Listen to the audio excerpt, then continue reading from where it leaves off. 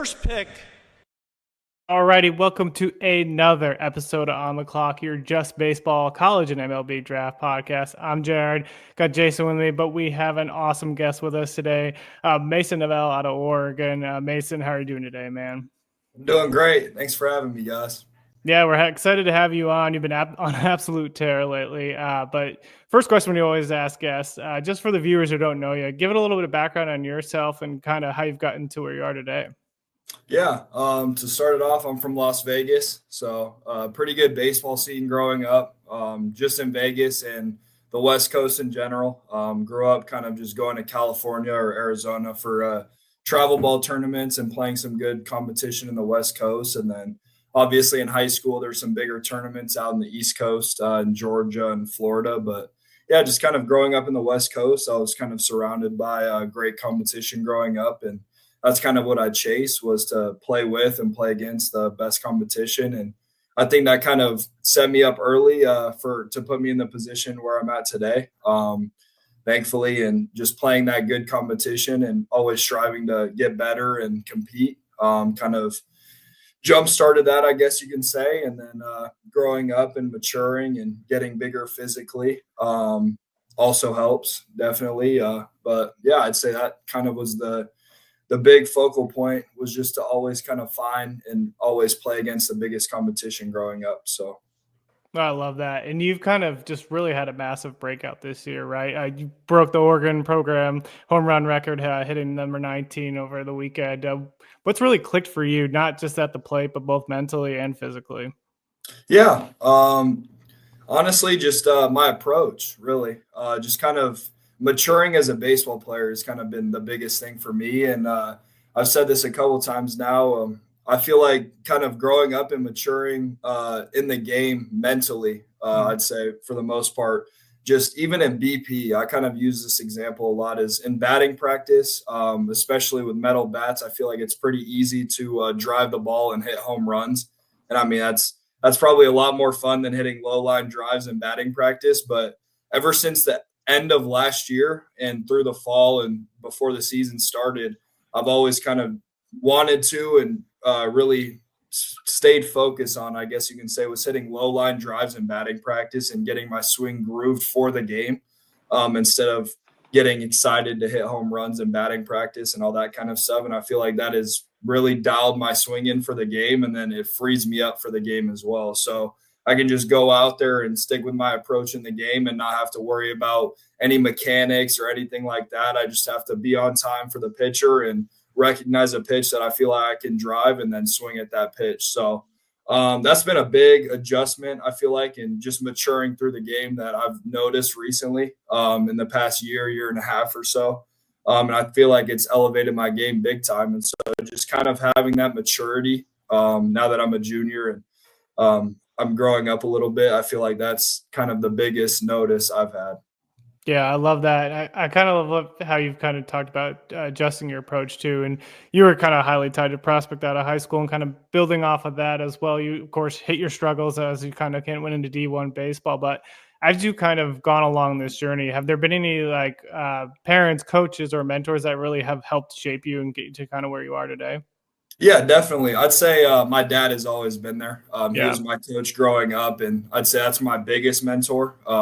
Thankfully, he still can throw some pretty good BP. So when I go home, I get to hit with him, and he loves to compete too. And so we like to get after in the batting cage. But I definitely say Wasikowski. I mean, he took a chance on me coming after not a great year at Arkansas my freshman year with the whole new transfer portal thing. I mean, I'd say I didn't have the stats to back it up and go there and kind of be a big guy, I guess you can say, for the program right away. And he recruited me out of high school, and I was pretty good in high school. It's a little different though, going into college. I mean, I was a young kid, and I had some tools or whatever you can say, but I feel like college baseball is a lot different than high school. And so he took a chance on me and had belief in me. And ever since then, I mean, we've had a great relationship, and he's a great, phenomenal coach, and all the coaches here are, but he's also a great mentor. And so he helps me mentally with the game of baseball, just growing up as a young man too, off the field. I mean, he's phenomenal at what he does, and I'm very thankful for that. I love it. I'll turn over to Jason before I dive into some more team related questions. Perfect. Yeah. Hey, Mason. Yeah, honestly, that transitioned it pretty well into what the company I have does. So we deal a lot with the transfer portal. And you were a big time recruit coming out of high school, played for Bishop Gorman, so many big names, like Gallo, Crawford, pretty much all of that Vegas scene is just incredibly ripe for MLB talent. For someone who went into the portal, like what advice would you have for guys, that are jumping in, like maybe someone who with your talent coming out of high school, like what advice would you give? Would you say, hey, take your shot at cracking a lineup at a place, bringing in, 6 to 10 transfer guys, or do maybe choose a program where, you'll get at bats right away? Like what, if you were to do it all over again, like what would you think? Yeah, I think it's definitely tough, and that's a good. There's definitely some thought that goes into that, especially now with the whole NIL thing and kind of how that's shaping college baseball. I feel like rule. I mean, first and foremost, you got to go play, and so you need to figure out a place that you can play, and I feel like that should be rule number one. I feel like anything after that is a bonus, but you need to go somewhere where you see yourself developing, you trust in the coaches, and you see yourself having a real shot at playing. All of the other stuff, I feel like that's some noise, and it really comes down to what your goals are. I mean, everyone says they want to play professional baseball, and so how much do you want to? Like, do you want to go chase some big signing or big bonus in college baseball and get paid and go play somewhere and possibly get stuck behind some guys who might be a little bit better than you or older than you? Or do you want to go have a real shot at playing and maybe not get the big bonus that you were looking for or you got offered from another school? And so there's definitely a lot of factors into it now with the whole with how everything's going on. But I'd say just For go sure. somewhere you believe in the coaches. They have a track record of developing, or they have a track record of winning, and you want to be that kind of difference maker in that program and kind of exceed that. Or yeah, just going somewhere you can play. I mean, I feel like that's the biggest thing, and that's why we play. You know what I mean? You want to play every day and kind of do what you can on the field. So I'd say those are my biggest keys for sure. And if I did it over again, kind of the same focus I had, and Oregon fit that mold perfectly. So Perfect. Yeah, so I know it's been a couple of years for you out of the portal. What was it kind of like, as your second year at Oregon? Maybe seeing guys coming into the program who have come out of the portal. How have basically you tried to mentor them a little bit of like, hey, this is a new scene, this is a new place, but this is kind of the expectations of how things go in right. Oregon. Like, have you really been able to kind of walk with some guys who this is your second year in the program coming out of the portal that you can kind of say like, hey, I've been there, I've done that. This is how we can succeed.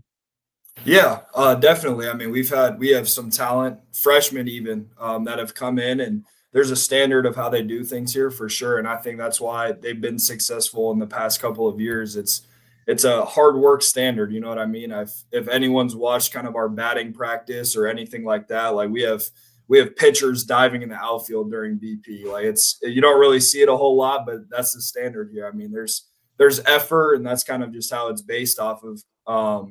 And so when guys come in, I mean, even grad transfers that have played baseball, maybe started all 4 years and then transfer here because they want to win and they see what the program's kind of becoming. It might be tough. Like it might be a completely different scenery from what they're used to before. And so just kind of encouraging them to break out of their shell in a way and kind of go for it is what we say here. Just go for it.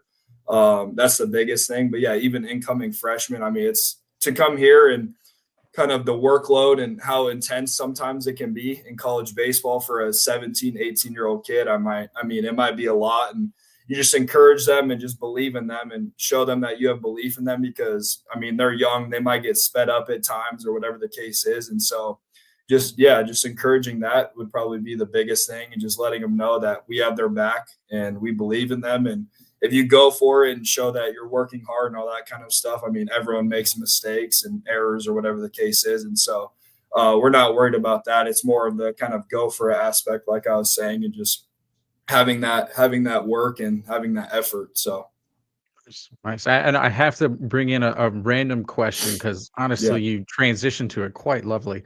So I saw you guys in Arlington last year, Yeah. and I was telling the guys that watching you all do BP, you all look like a football team.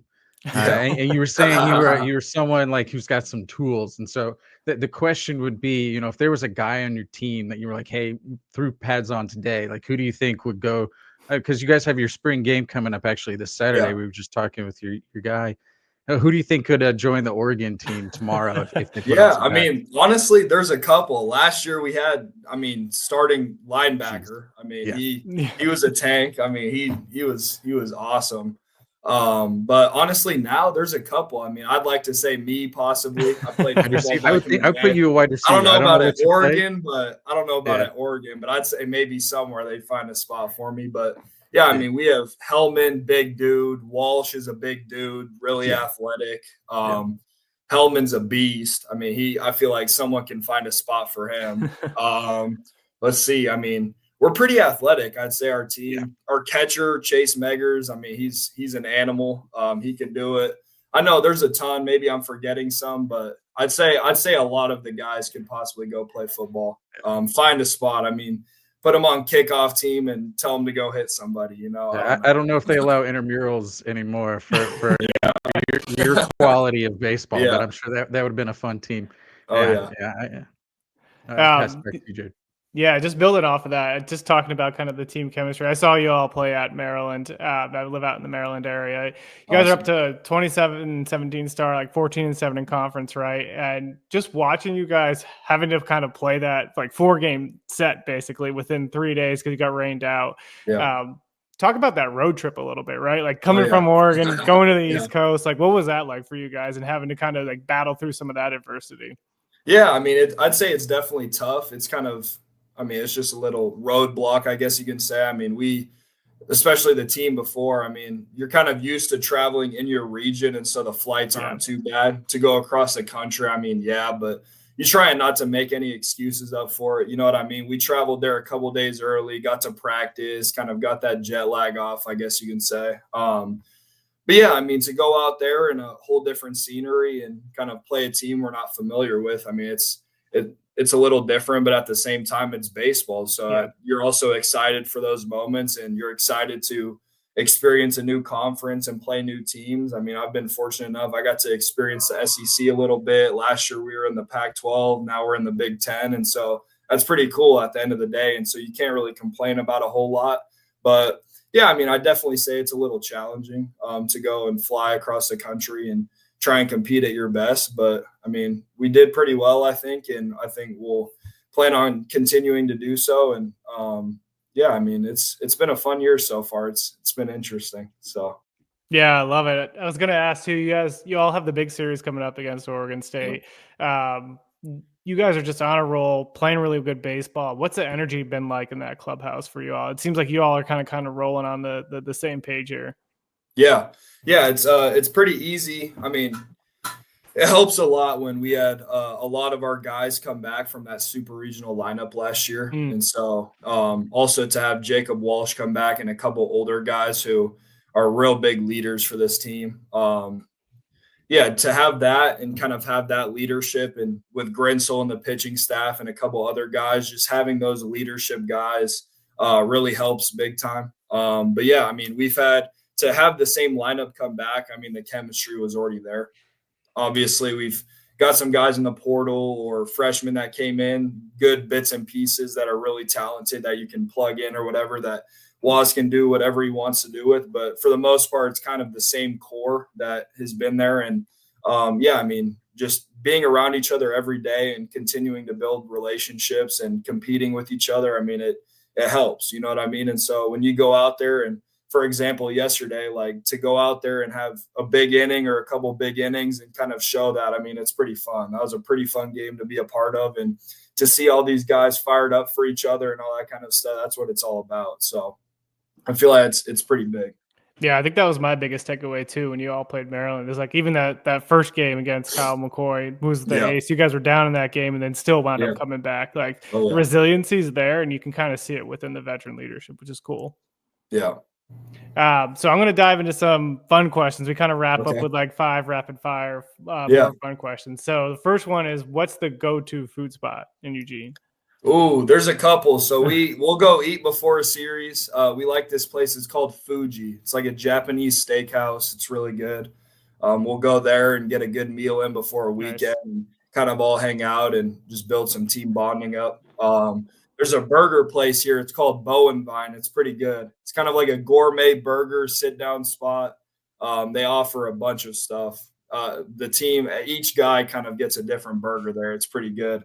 But yeah, I'd say those two really. And then, I mean, obviously Chipotle, it's kind of a go-to. I feel like after practice, if you're a little tired or whatever and don't feel like cooking, that's always kind of a go-to spot. But I'd say those two we kind of go back and forth with pretty often. And you have your chains like Buffalo Wild Wings that are pretty famous and all that kind of stuff. But I'd say for the most part, the two local Eugene places would be those two.